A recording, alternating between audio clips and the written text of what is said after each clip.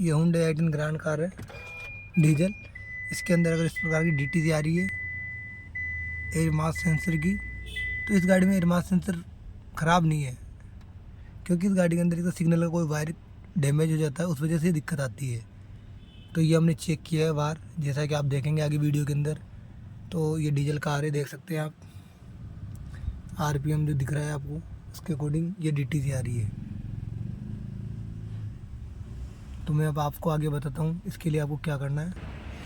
ये air mass sensor का coupler है इसका। इस कपलर को हमने खोला, इसकी वायर चेक की है। वायर चेक करने के बाद हमारे को मिला कि एक वायर हमने इसको सीधी बाई सीधी चेक किए, तो हमारे को एक वायर यहाँ से डैमेज मिला, ये वाला, जो कि मैंने अब इसको जॉइंट किया है। ये वायर डैमेज हो गया था यहाँ से, इस वजह से वो DTC कभी आती है कभी नहीं आती, और लेकिन गाड़ी में प्रॉब्लम रेगुलर रहती है। गाड़ी चलते टाइम पे झटके मारती है या मिसिंग, जिस टाइप से मिस फायरिंग होती है उस प्रकार से दिक्कत आती है गाड़ी के अंदर। तो इस दिक्कत का रिजल्ट ये है कि आपको ये पार्ट रिप्लेस नहीं करने की ज़रूरत पड़ती है, आपको ये वायरिंग चेक करने की ज़रूरत पड़ती है। तो वायरिंग आप जैसे चेक करेंगे तो आपको उसकी प्रॉब्लम मिल जाएगी। ये DTC की रिकॉर्डिंग, जो DTC है उसके अकॉर्डिंगली आपको ये वायरिंग चेक करनी पड़ती है, और ये वायरिंग चेक कीजिएगा आप, तो प्रॉब्लम आपकी सॉर्ट आउट हो जाएगी 100%। Thank you for watching my video.